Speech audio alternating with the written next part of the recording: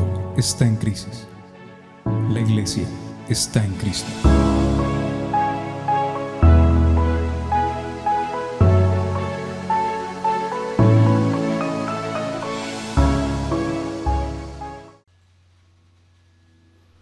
Saludo fraternal una vez más a todos, bienvenidos a esta transmisión desde este lugar, Valledupar, ciudad amada y querida para nosotros los que vivimos aquí, la tierra que el Señor nos ha dado para anunciar el Evangelio del Señor Jesucristo. Como siempre, saludamos a todos los fieles de la Iglesia Cristiana Cuadrangular en Valledupar, también, como dice la Sagrada Escritura, a todos los escogidos, a los santos en Cristo Jesús, aquellos que han sido llamados, seleccionados y escogidos para su servicio desde antes de la fundación del mundo. Un saludo fraternal también a todos los amigos que nos están escuchando en esta hora, a los hermanos también que están en otros lugares de Colombia y también a las personas que están fuera de nuestro país.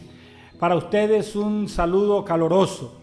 También damos el saludo a los niños y a los adolescentes y preadolescentes de nuestra congregación. Sean ustedes también bienvenidos. El adulto mayor, bienvenido en este momento a disfrutar con nosotros de la palabra del Señor. Vamos a hacer una oración y vamos a presentarnos delante de Dios para pedir su dirección en este momento tan importante. Señor, prepara nuestros corazones. Pedimos que en tu misericordia y en tu gracia, Señor, nuestros corazones sean preparados para recibir tu palabra, nuestros corazones sean preparados para recibir la instrucción divina, el consejo de Dios para nuestras vidas, se manifieste a través de la doctrina y de la predicación de la santa palabra del Señor. Renueva también nuestras mentes, Señor, nuestra forma de pensar sea cambiada, que tengamos la mente de Cristo, como dice tu palabra, Señor, y que al escuchar la palabra se renueven nuestras fuerzas para seguir adelante, se renueven nuestras fuerzas para adorarte, nuestras fuerzas para buscar tu santo rostro. Mientras, Señor, estoy predicando la palabra, oro en el nombre de tu Hijo Jesucristo, para que toda actividad maligna caiga, toda obra de las tinieblas se detenga allí en el sitio donde están las personas mientras predicamos tu palabra. Espíritus de las tinieblas estén saliendo de los cuerpos, Señor, al oír, escuchar tu palabra. La unción del Espíritu Santo descienda allí, Señor, y toda cautividad de mente, en el alma, en el cuerpo, en el espíritu, para atormentar, para avergonzar, para dañar, para minar y penetrar, haciendo daño en el nombre de Jesús. Mientras predicamos tu palabra, los demonios estén saliendo. Mientras predicamos tu palabra, la obra del Espíritu Santo siga manifestándose, enfermos se estén sanando. Señor, allí en las casas, si están viendo en clínicas, hospitales, en cualquier sitio donde llegue esta señal, los enfermos en el nombre de Jesús se sanen, Señor, y tu palabra haga que la gloria tuya se pose en los cuerpos, en las vidas, en esos cuerpos que son templo del Espíritu Santo, y que la obra tuya se haga conforme al propósito. Hoy te doy gracias, Señor, en Cristo Jesús. Amén y amén. Gloria al Señor. En el día de hoy voy a predicar sobre consecuencias de nuestros pecados. El libro de Romanos, capítulo 5, versos 12 al 14, nos habla de Adán y Cristo, haciendo una comparación, Pablo, entre el uno y el otro, y dice de la siguiente manera: por tanto, como el pecado entró en el mundo por un hombre, y por el pecado la muerte, así la muerte pasó a todos los hombres, por cuanto todos pecaron. Pues antes de la ley había pecado en el mundo, pero donde no hay ley no se culpa de pecado.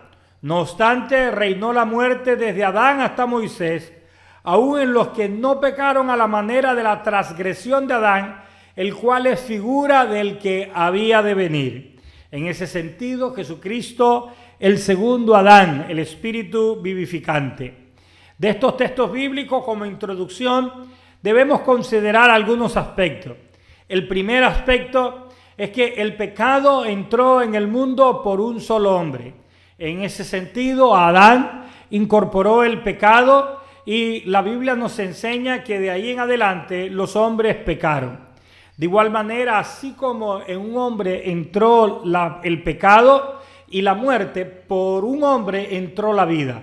A Jesucristo se le llama el segundo Adán porque en él estuvo la promesa y nos ha dado vida y vida en abundante. La Biblia también registra que con el pecado se incorporó la muerte. La palabra muerte en la Biblia significa separación. Y esa separación está en la separación espiritual, la separación física y la separación eterna, conocidas como muerte espiritual, muerte física y muerte eterna. La muerte espiritual es una consecuencia de la incorporación del pecado en la raza humana por medio de Adán. Y esa muerte o esa separación indica que aunque estamos vivos y tenemos nuestras funciones vitales, estamos separados de Dios espiritualmente por medio del pecado. La muerte física es la separación del espíritu, el alma y el cuerpo. El polvo vuelve a la tierra como era y se separa. El espíritu vuelve a Dios quien lo dio y se separa. Y el alma va a un lugar determinado, al paraíso, al seno de Abraham, si están en Cristo, o al Hades, al infierno, según lo que su contaminación y lo que el alma haya hecho, o el pecado, en este caso, los que se pierden. Pero la palabra del Señor también nos dice que esta separación puede ser eterna. Y la muerte eterna es al final donde el alma estará perpetuamente y eternamente en lugar de tormento, con la característica que será separado de Dios y no tendrán opción de estar con el Señor Padre, Hijo y Espíritu Santo. Esto indica muerte, se le conoce en la Biblia como la muerte segunda. En la historia del pecado y de cómo ha evolucionado esto, también debemos tener cuidado porque cuando hablamos de pecado, muchas veces usamos esta palabra muy coloquialmente y algunas veces jugamos con esta palabra. Y algunos prefieren llamarles errores, otros prefieren darles otros nombres. Lo cierto es que la historia nos ha demostrado que normalmente las personas cambian el nombre del pecado, pero la acción es el mismo. A través de la historia lo que hemos hecho es que los pecados le vamos poniendo nuevos nombres, pero el hecho es igual. A veces no nos gusta confrontar con el pecado. La razón por la cual no nos gusta confrontar con el pecado es porque no queremos que nuestras obras salgan a la luz. Queremos que nuestras obras malas queden en la oscuridad para no ser reprendidos. Pero es necesario que nuestras obras salgan a la luz, es necesario que nuestras conciencias reaccionen, es necesario que nos limpiemos de todo peso de maldad que nos asedia, de iniquidad, y que seamos limpios en el nombre del Señor. Para los romanos utilizaban la palabra peccatum, y esa palabra peccatum es la transgresión voluntaria de un precepto tenido por bueno. Así que los romanos utilizaban el término pecado para indicar que había algo bueno que ellos decidieron, que acordaron que era bueno, pero cuando se hacía lo contrario y se hacía, y esto es muy importante, de manera voluntaria, se hacía lo contrario a lo bueno, a eso se le consideraba pecado. En el caso de la cultura griega era un poco diferente.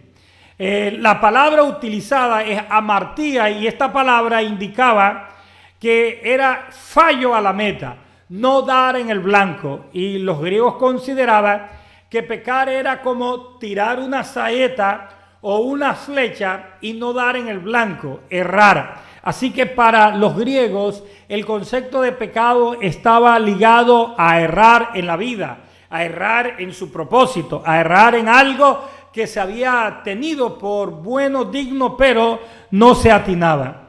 En el caso del cristianismo, con la fe cristiana y una vez que hemos tenido las Sagradas Escrituras, el pecado se considera muy parecido a la condición romana, muy parecido a la idea que tenían los romanos de pecado, que era la transgresión voluntaria de normas o preceptos, ya no solamente para lo que los romanos consideraban como bueno, sino que en este caso las normas y preceptos emanadas de Dios, porque los romanos tenían dioses paganos y consideraban cosas que eran malas como buenas.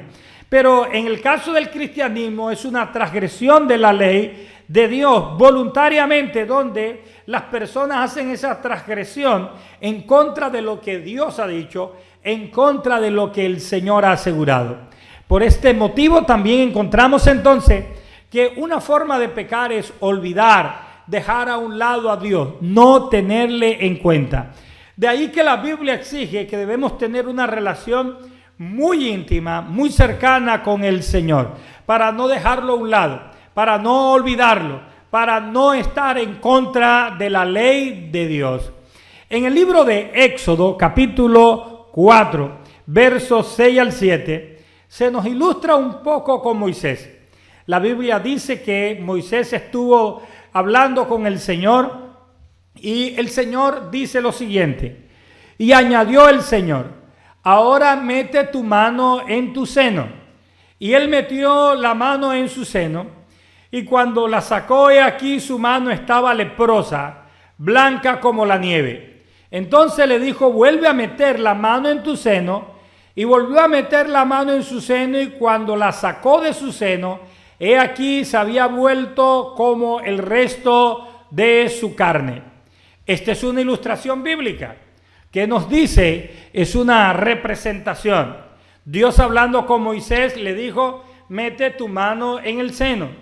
Y cuando la sacó estaba leprosa. En la Biblia la lepra representa un poco al pecado. Es una simbología de una vida pecaminosa. Y luego le dice el Señor, mete otra vez tu mano en el seno, y sacó la mano nuevamente y le fue restaurado. ¿Esto a qué se debe? Fue restaurada su mano, pero es una forma de Dios decirnos que de alguna otra manera en el corazón humano, en la esencia del corazón humano, siempre hay pecado. La lepra es una enfermedad crónica causada por un bacilo. Esta enfermedad multiplica en el cuerpo humano y de alguna manera tiene la capacidad de destruirlo. Más o menos el promedio de incubación de la enfermedad es de 5 años y la lepra es muy parecida al pecado, ya que la Biblia lo compara. Ella trae señalamiento. La lepra contamina a todo el cuerpo. La lepra produce rechazo social. La lepra avergüenza. La lepra produce dolor y la lepra produce muerte, entre otros síntomas o consecuencias que hay. Así como es la lepra, así es el pecado. El pecado del ser humano trae señalamiento, trae contaminación en el cuerpo. El pecado trae rechazo de parte de Dios y de parte de los hombres, entre los hombres.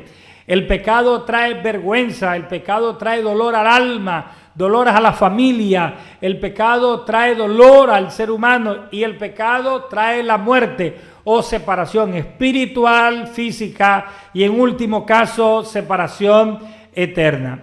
Los pueblos al principio no tenían muy claro acerca del pecado.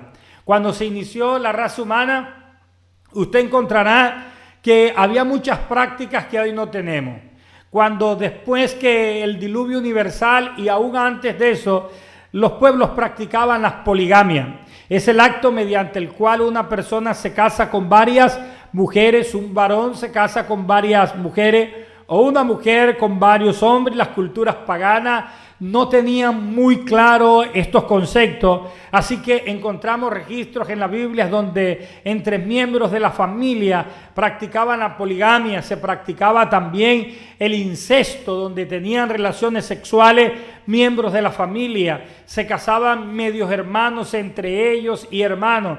También tenemos que en ese tiempo se ejercía demasiada la violencia. Recuerden, Caín mató a Abel antes del diluvio, dice, sus maldades e iniquidades han subido delante del Señor. Y también la adoración a Dios no tenía una forma clara. Adoraban al Señor, pero también tenían idolatría y tenían otros dioses paganos a los cuales adoraban y no tenían un concepto muy claro de la adoración divina. Pero Dios, en vista de esto, la Biblia nos dice que Dios le dio un regalo a la humanidad. Ese regalo fue conocido como la ley. Y la ley de Dios fue dada para mostrar el pecado. Así que al principio de la humanidad, la gente pecaba mucho, se dejaban guiar como reguladores por su conciencia. Era la conciencia la que les decía qué hacer, qué no hacer. Se dejaban guiar por algunas normas que tenían dentro de sus vidas y trataban así de agradar al Señor. En esos momentos regía la fe. La Biblia dice, el justo por la fe vivirá. Cuando Dios llamó a Abraham, fue justificado precisamente por la fe. La ley no existía en ese momento, aunque la ley de Dios estaba en los corazones, se revelaba a las conciencias, pero las personas que eran guiadas por su conciencia y eran aceptadas al Señor por la fe. Pero el Señor Dios dio a conocer lo que era pecado y lo que no era pecado. Y más o menos en el 1526 años antes de Jesucristo, en la época de Moisés, fue dada la ley del Señor. Más o menos en un periodo de 40 años, y la ley tenía tres componentes. Había un componente moral, había un componente civil y había un componente ceremonial.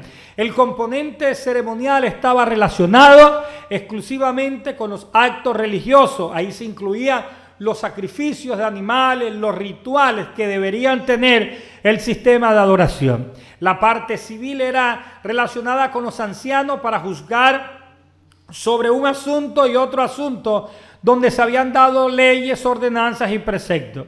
Y la ley moral era la que protegía a la nación. Esa ley dada por Dios, donde correspondía a un espíritu, se le llamó el espíritu de la ley, para que el hombre fuera preservado en ese sentido.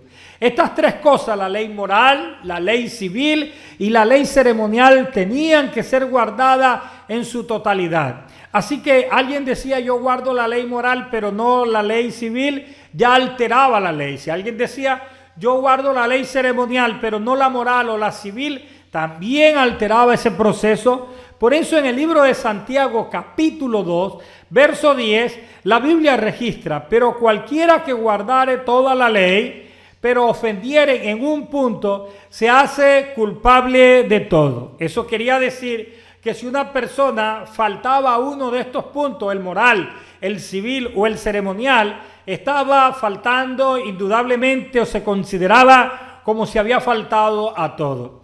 Por eso la ley fue una solución para mostrar el pecado.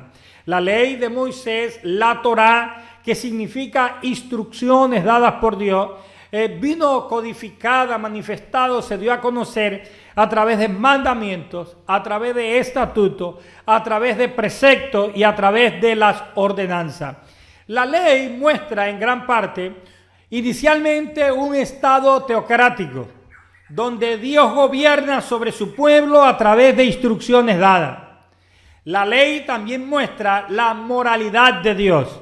Si quisiéramos conocer cómo piensa Dios, entonces tendríamos que observar los estatutos, ordenanzas, preceptos y mandamientos de la ley de Dios y nos mostraría la moralidad de Dios.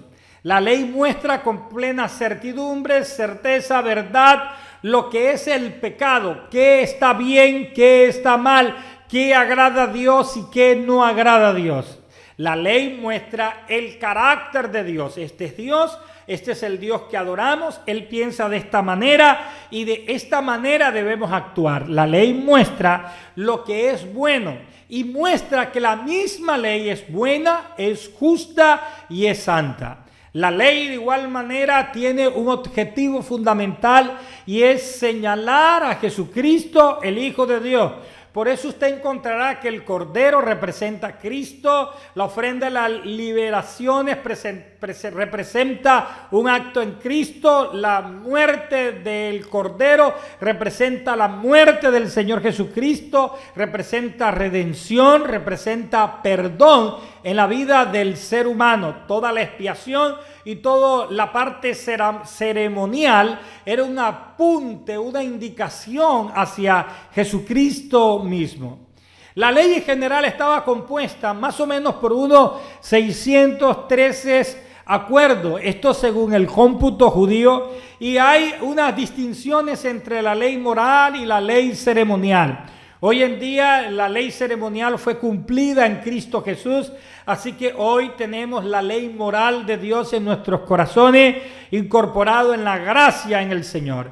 Jesús con sus enseñanzas ratificó el espíritu de la ley más que el acto ceremonial. Usted encontrará que la Biblia dice: oíste que fue dicho, mas yo digo. Oíste que fue dicho, mas yo digo. El Señor ratificando el espíritu de la ley. La Biblia nos dice que Él cumplió la ley, y la palabra del Señor nos dice que Él no vino a abrogar la ley, que fue la que dio a conocer el pecado para que hoy pudiésemos decir que es transgresión y que no es transgresión. En las Sagradas Escrituras, uno de los puntos de la ley del Antiguo Testamento más controversial posteriormente en el Nuevo Testamento fue la circuncisión, la cual aclara Pablo y nos habla de que esa circuncisión ya no es solamente carácter físico, como es el caso del pueblo judío, sino que es la circuncisión del corazón. Cuando pecamos se quita el prepucio de nuestros corazones y somos limpios, y nuestras conciencias son limpias de toda obra muerta, para que podamos servirle al Señor vivo, o al Señor Dios del cielo. La ley estaba dada para mostrar al hombre, y usted debe también saber que cuando el Señor dio la ley no fue dada para molestar al hombre, para incomodarle. La ley fue dada para protección. La ley fue dada para conocer la instrucción divina sobre la vida del ser humano. La ley es un sistema dado por Dios para protegernos del pecado, para santificarnos y para tener la instrucción divina adecuada en la vida del ser humano. Voy a colocarle un ejemplo.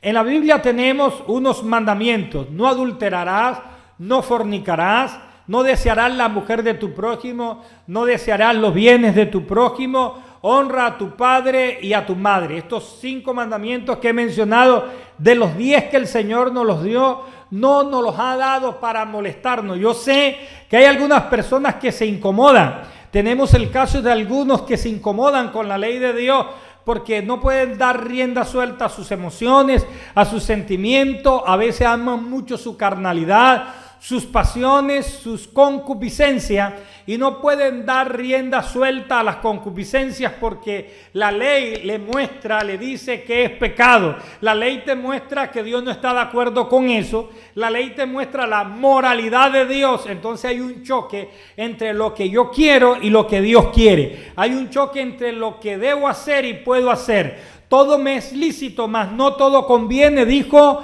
el apóstol Pablo, refiriéndose a unas situaciones de su vida y también para nosotros, la iglesia en Cristo Jesús. Por eso muchos encuentran un obstáculo en la ley de Dios, encuentran tropiezo en la ley de Dios. Pero la ley fue dada y es buena y es santa, y ha sido dada para que no pequemos. Estos mandamientos que están en la Biblia, de los 10, los 5 que les mencioné, entre otros, tienen la virtud de proteger a la familia. Cuando la Biblia te dice no adulterarás, está protegiendo tu hogar. Cuando dice no fornicarás, estás protegiendo tu matrimonio. Cuando dices que honre a padre y madre, estás creando orden dentro del hogar, reconocimiento, el favor de Dios. Cuando dice no codiciarás la mujer de tu prójimo, te está protegiendo a ti y estás protegiendo a tu esposa, y te está protegiendo de no desear ni la mujer ni los bienes de otra persona. Así que cuando hablamos de la ley, hablamos de algo bueno. Cuando hablamos de la ley, hablamos de algo que protege nuestras vidas, que ha sido dada por Dios como una bendición para conocer qué está bien y qué está mal, para conocer el carácter del Señor. Por eso en la palabra del Señor encontramos que había una forma en la época de Moisés cuando se dio la ley para trabajar, para limpiar, para expiar, si queremos decir, los pecados de la humanidad. Y quiero rápidamente explicarle. Las personas pecaban, entonces hacían algo que se llamaba un sacrificio. Y la solución aparentemente para el pecado era el sacrificio. Y funcionaba de la siguiente manera. Cuando usted y yo pecábamos en el Antiguo Testamento o en la época de Moisés, si hubiésemos nacido allí, usted cometía un pecado.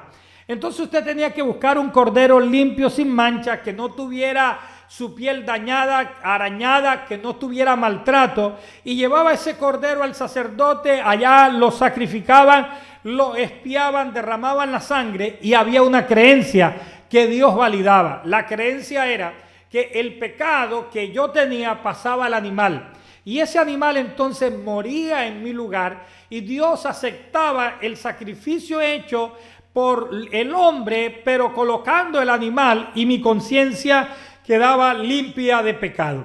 A esto se le llamaba expiación, y estas expiaciones las hacían con bueyes, con ovejas, sacrificando corderos, y aún en los más pobres sacrificaban palomas. Todo esto servía para los pecados de las personas, así que al pecar había que hacer un sacrificio, tenía la necesidad de un sacerdote mediador, consagrado y dedicado, y había algo de fe. ¿Por qué algo de fe? Porque yo tenía que creer que los pecados míos estaban expuestos en los animales que iban a ser sacrificados, y que al sacrificar esos animales, el humo, la ofrenda que salía en humo delante del Señor era aceptada y yo era libre de pecado. Así que no solamente era el ritual ceremonial como tal para solucionar los pecados, sino que también era el sacrificio que se hacía y la fe que se colocaba, que se tenía al creer en la expiación.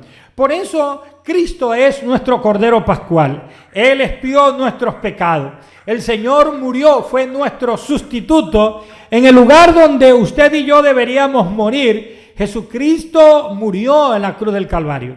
Jesucristo es el Cordero de Dios, es el Inmaculado, el que murió en la cruz del Calvario por nuestros pecados, para que nuestras conciencias hoy fueran libres. La Biblia nos muestra lo siguiente: los hombres en el Antiguo Testamento hacían esto. Pero también usted debe saber que había alrededor de unos 30 y más pecados, un poco más de 30 pecados, que no tenían ese tipo de expiación. Cordero no era suficiente, paloma no era suficiente, buey no era suficiente. Y esos pecados, la solución que le dio la Biblia fue, o la ley, era la muerte. Así que habían personas y ciertos pecados que no se expiaban con la ley en ese sentido. Entonces la ley dio una solución para esos pecados, y esa solución era la muerte. Voy a mencionarles rápidamente 20 de esos pecados cuya solución no era un cordero, no era una tórtola, no era una oveja. La solución era la muerte. Uno de ellos, la idolatría, la adivinación, la hechicería, la rebelión, el homicidio, sacrificios de niños, el sortílego, el encantador, el mago, el consultar a los muertos, maldecir a los padres, el incesto, la homosexualidad, las orgías, la zoofilia. Había uno que era falsas profecías, violar a una mujer por ser un testigo falso, el asesinato intelectual, como hoy le llaman, y la blasfemia en contra de Dios. Eran algunos de los pecados que no se podían pagar con expiación, tenía que morir literalmente la persona. De ahí eso se cumple ese término bíblico que dice: la paga del pecado es la muerte. En la gracia en Cristo Jesús, estos pecados que la ley como solución daba era la muerte, fueron cubiertos. Hoy, por medio de Cristo, el Señor ha solucionado el problema del pecado, y el problema del pecado el Señor lo solucionó muriendo en la cruz del Calvario, trayendo expiación para su vida, trayendo expiación para mi vida, y el Señor nos ha dado el perdón. De tal manera que ese paquete de la gracia de Dios es tan completo que el Señor ha arreglado el pasado, el presente y arregló el futuro de aquellos que creemos en el Señor. El problema del pecado fue solucionado en Cristo Jesús al perdonar nuestros pecados y llevando Él como Cordero Pascual en la muerte y la maldición en la cruz de Calvario. El Señor, por ejemplo, para solucionar mis pecados en el pasado y sus pecados en el pasado, ha creado algo que en la Biblia se llama la justificación. Y la justificación es el acto mediante el cual el Señor Jesucristo toma todos los pecados de nuestros pasados y los perdona y nos hace justo delante de Dios en el momento en que recibimos y aceptamos al Señor Jesucristo. Pero en nuestro tiempo presente el Señor sabe que nosotros somos débiles, que somos humanos, que somos hijos de Adán, que habitamos con un cuerpo corruptible, y como Él sabe eso, dentro de ese paquete de la gracia de Dios ha estipulado algo que se llama santificación. Y la santificación es un proceso dado por Dios mediante el cual día a día yo voy cediendo, Cristo va ganando y voy siendo separado del mundo, de las cosas paganas, y voy creciendo a la medida y a la estatura de Cristo, separado para Dios en dedicación y en consagración al Señor. Y el Señor nos va a perfeccionar hasta el día de su venida, y Dios quiere, y es el deseo, que seamos santos. Es una cualidad que Dios pide. Sin santidad nadie verá al Señor. Pero en el tiempo futuro está algo que se llama glorificación. El Señor sabía que este cuerpo va a la tierra, que no tiene herencia en el reino de los cielos. Entonces el Señor ha provisto la resurrección de los muertos, pero no con este cuerpo pecaminoso, con este cuerpo carnal, sino con un cuerpo incorruptible, lleno de vida, modificado, para estar en la presencia del Señor, santificado, apartado de Dios y por Dios para Él, de tal manera que algún día nuestra alma saldrá del lugar donde se encuentra y entrará en un cuerpo incorruptible para honra y gloria del Señor, y será nuestro cuerpo glorificado en Cristo Jesús. Así que el Señor arregló el problema del pecado, y ahí nosotros tenemos una gran bendición. Pero usted debe saber cuál es el verdadero asunto del pecado. Algunas personas dicen: yo peco y luego pido perdón y el Señor se llevó mis pecados y me arrepiento. Eso es cierto. La Biblia nos enseña eso. Pero hay una situación que de pronto usted no ha visto y usted debe saberla. Los pecados traen consecuencias.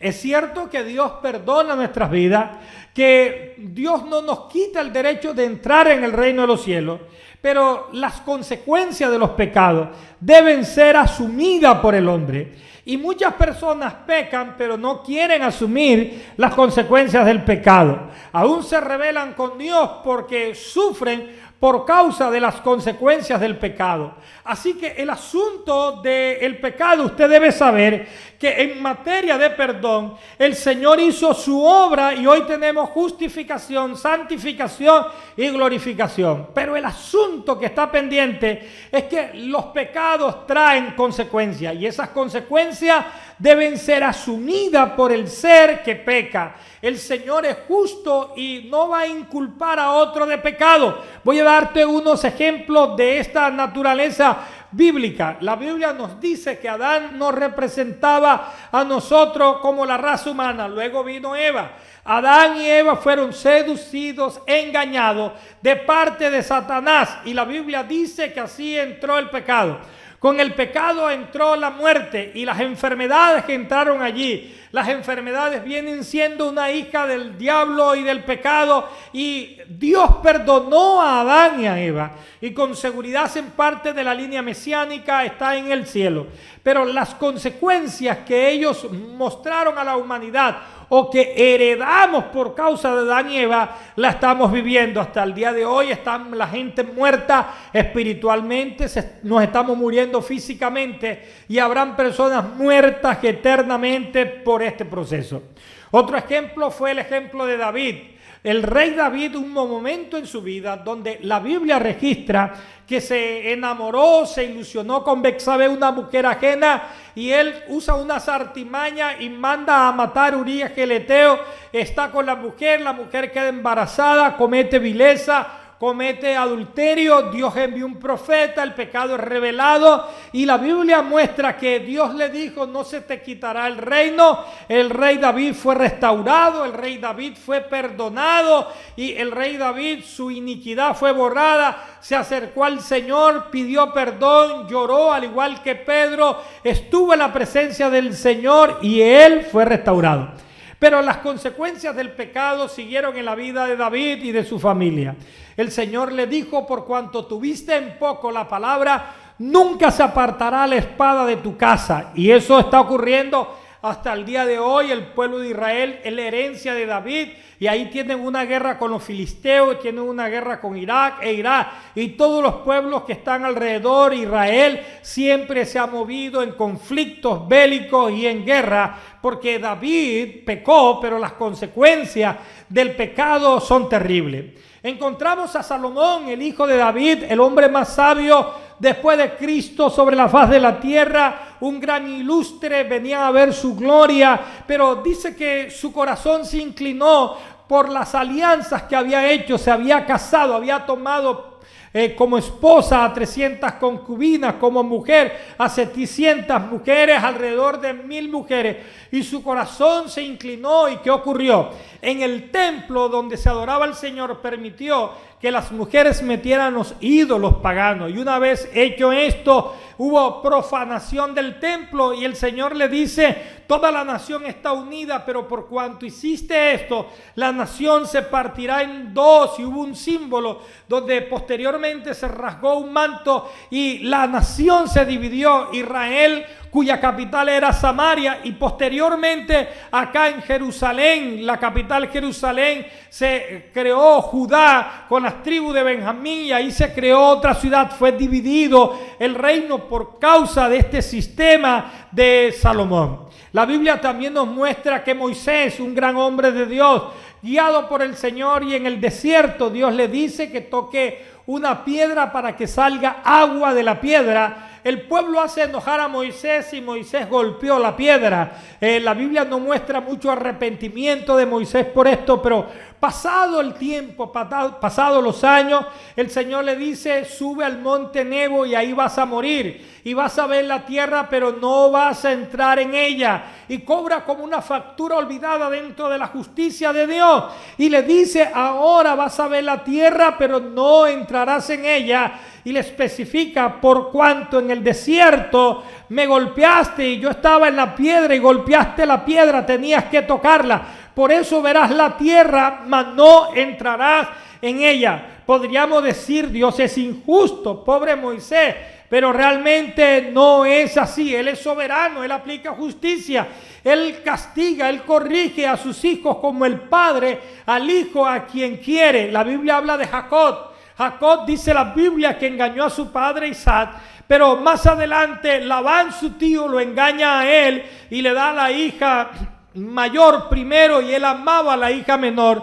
Y la Biblia muestra cómo lo que se siembra se cosecha. Las consecuencias, causa y efecto, como dice la Sagrada Escritura. El pecado tiene esta particularidad: usted peca y el problema del perdón está solucionado cuando usted se arrepiente y viene al Señor. Usted es justificado, usted es santificado y será glorificado en el futuro. Pero las consecuencias del pecado son nefastas. Las consecuencias del pecado son terribles. Por eso usted tiene que tener cuidado. No solamente debe sentir rechazo por el pecado, sino que tiene que prever las consecuencias que vienen detrás del pecado que se comete. Y Dios quiere a usted librarle del mal. Dios quiere sacarle del pecado. Voy a mostrarle un ejemplo sencillo. Una persona que tiene una relación fuera del matrimonio. A eso se le conoce en la Biblia como adulterar, porque el adulterio rompe el pacto que hay entre un hombre y una mujer. Cuando una mujer o un hombre adultera, rompe el pacto que Dios estableció en las personas. Y por eso el adulterio atenta contra la familia. Hay un mandamiento de parte de Dios para proteger la familia. No adulterarás, no fornicarás. Pero cuando las personas cometen adulterio, cuando cometen esto, algunas veces de esas relaciones nacen hijos que están fuera del hogar. Ahora, una persona que ha adulterado viene a Dios y puede pedir perdón a Dios por sus pecados. Sin embargo, usted observará que hay un hijo fruto de esa relación. Y esa persona tiene que responder como padre, tiene que responder por estudios, tiene que responder por alimentación, tiene que responder por seguridad, tiene que responder con protección. Y si no quiere, la misma ley obliga porque considera que debe ser consecuente con sus actos. Considera que debe ser responsable con sus actos. Así que el asunto no solamente es que adulterar, fornicar, pecar, matar, robar, sino las consecuencias que hay detrás de cada pecado. Pero ¿qué ocurre con los seres humanos? Pecamos. Y de alguna manera sabemos que el Señor nos puede perdonar nuestros pecados. Pero a veces queremos pecar y seguir pecando. Insistimos en pecar y no queremos recibir las consecuencias que vienen de parte del pecado. Y cuando ellas aparecen, nos enojamos con Dios. Cuando ellas aparecen, criticamos a otras personas. Cuando las consecuencias aparecen, nos justificamos delante del Señor y de otras personas. Colocamos de ejemplos o patrones de referencia a otros que han pecado y que han hecho maldad. En eso usted debe tener mucho cuidado. Amado hermano, el Señor es grande y es misericordioso. Lo más correcto es que no peques. Abstente de pecar. Lucha. El Señor nos ha dado su espíritu. Nos ha dado su palabra. Nos ha dado armas espirituales para que no pequemos. Por eso, si estás siendo seducido para pecar, abstente de pecar y ten cuidado con las consecuencias. Si ya estás en pecado, arrepiéntete y sé valiente. Enfrentemos las consecuencias de nuestros pecados, porque tarde o temprano vamos a enfrentarlas. Una persona mata a otro y lo hace voluntariamente y con sevicia. Dios perdona el pecado de homicidio. Aunque hay un mandamiento que dice no matarás cuando vienes a Cristo, Dios te perdona. Pero es un hecho que debes ir a la cárcel, que debes pagar unos años. Hay una ley que se debe cumplir. Por eso las consecuencias del pecado son nefastas. Antes de pecar, piensa. Y si ya estás pecando, reconsidera, para no añadir a tu vida más maldición y más males sobre males en tu vida. Dios quiere verte prosperado, Dios quiere verte bendecido, Dios quiere verte con seguridad y sobre todo con una conciencia limpia, que puedas levantar tus manos con tus manos limpias y tu corazón limpio para adorar a Dios. ¿Quién entrará al lugar santo? Los limpios de mano y los de corazón puro, en ese proceso de la santificación en el Señor. Por eso en este momento, amado amigo que me escucha, yo te voy a invitar a recibir a Jesucristo en tu corazón. Debes abandonar el pecado. El pecado trae muerte a tu vida y consecuencias nefastas. Hoy es el día para que vengas a Cristo. Hoy es el día para que te agarres de la mano del Señor y busques el rostro del Señor Jesucristo. Por eso te voy a invitar a que hagas conmigo una oración de fe. Si tu deseo es acercarte al Señor, arrepentirte, abandonar el pecado y venir a Él a pedir ayuda, te voy a pedir que en el sitio donde te encuentres allí, cierre tus ojos y repitas conmigo esta oración. Señor Jesús, en este momento te recibo en mi corazón. Reconozco que he pecado contra Dios, contra los hombres. Reconozco que soy un pecador y me arrepiento de mis pecados. Me arrepiento para buscar tu rostro. Señor, te acepto como Señor y Salvador en mi vida. Inscribe mi nombre en el libro de la vida y transforma mi alma. Calma mi sed espiritual. Señor, sé propicio a mi pecador. Ayúdame en mis debilidades y fortalece mi vida. en el nombre del Señor Jesucristo. Amén y amén. Amado amigo, te doy la bienvenida a la familia de la fe. Si usted ha hecho esta oración con sinceridad de corazón, para mayor información nos puedes encontrar en nuestras redes sociales.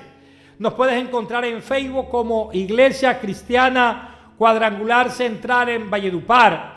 En Instagram nos puedes encontrar como @ICCDP y también nos puedes encontrar en YouTube como Iglesia Cristiana Cuadrangular Central para tener mayor contacto contigo, comunión y guiarte en este proceso espiritual. Te invitamos a que nos escribas, te hagas visible por las redes sociales, máximo si has recibido a Jesucristo en tu corazón. También quiero orar, ministrar en este momento a todos aquellos que están enfermos y vamos a presentarte delante del Señor. El Señor sana las enfermedades. Padre mío, Dios mío, en este momento, Señor, ¿cuántas personas no están enfermos? ¿Cuántos hermanos no están delicados de salud? Algunos con miedos por el COVID-19, otros con cánceres, otros enfermos, Señor, en sus casas, en sus hogares, quebrantados por pestes, por gripas, por infecciones. Algunos creen que van a partir o van a morir, pero en ti está la vida. En este momento a todos los enfermos, usted que se encuentra allí, que tiene un cáncer, usted que ya le dieron una noticia terminal, o usted que se está muriendo paulatinamente, en este momento, en el nombre del Señor, el Señor sane su cuerpo. Reprendemos todo espíritu de enfermedad. Salgan de las células. Salgan ahora del cuerpo. El Señor trae sanidad sobre tu vida. Usted, amado hermano, amigo, allí donde está, por la gracia del Señor, es un regalo de Dios. El Señor pagó el precio en la cruz del Calvario. En este momento usted recibe un milagro. Sánese su cuerpo.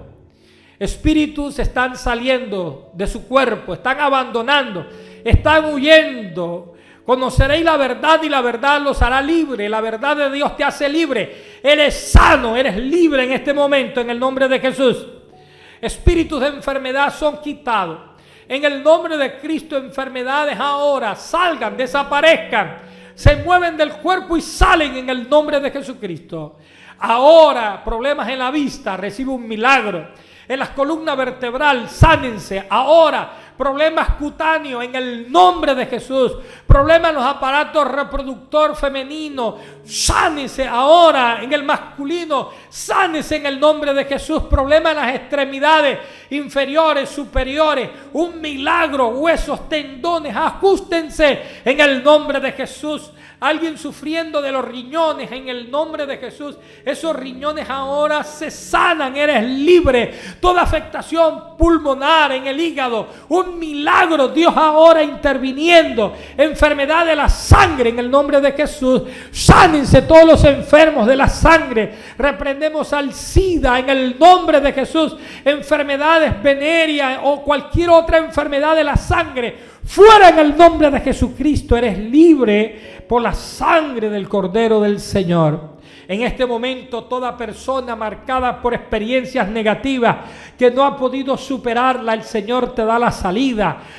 Cobra ánimo, cobra impulso. En este momento el Señor te levanta toda actividad del enemigo para destruirte por medio de una experiencia negativa. El Señor te levante, sé sano. Toda persona que tiene problemas, Señor, con la convivencia entre los miembros de la familia, bajo el encierro, la cuarentena, el estado de emergencia, en tus manos coloco ahora, Señor, que haya paz en el hogar, que haya tranquilidad en el nombre de Jesús. Cualquier persona en este momento que se encuentre luchando con una maldición, con una tendencia pecaminosa, en el nombre de Jesús el Señor te da la fuerza. Él no nos dejará ser tentado más de lo que podamos resistir, sino que juntamente con la tentación dará también la salida.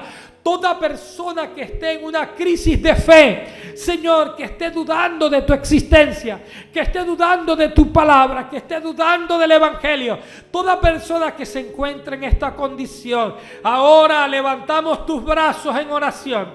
El Señor te dé ánimo, cobre ánimo tu vida. El Señor despierte tu espíritu a la adoración, a la búsqueda y a la verdad en el nombre de Jesús. Toda persona luchando con la escasez, Señor, toda necesidad en casa, en el hogar, en tus manos tú eres el proveedor. Decimos Jehová Jireh, el que provee a nuestra casa, a nuestra familia. Señor, en este momento, puertas que están cerradas, ábranse. Señor, en medio de estas dificultades económicas por causa de una pandemia mundial, la mano poderosa contra la obra del enemigo y el favor de Dios allí con la iglesia, con los santos, con los redimidos, en el nombre poderoso de Jesús. Señor, termino mi oración colocándote los adultos mayores de la iglesia. Ellos sean guardados, ellos sean protegidos, ellos sean guiados en el nombre de Jesús. La bendición tuya sobre ellos. Gracias, Padre Celestial, en Cristo Jesús, para protegerles, para guiarles, para darles salud, para darles vida. Gracias, Señor. Amén y amén. Amado hermano, esta semana que inicia sea de gran provecho para tu vida. Que el Señor te siga dando luz y revelación para cumplir la ley de Dios, la gracia del Señor manifestada en tu vida, para que te acerques más al Señor y pequemos menos. Recibe un abrazo fraternal y desde el seno de la casa pastoral, nuestras oraciones a favor suyo. Háganos llegar sus peticiones, que estaremos continuamente en el altar de la oración buscando el rostro del Señor para bendecir tu vida en Cristo Jesús. Bendiciones a todos. Amén.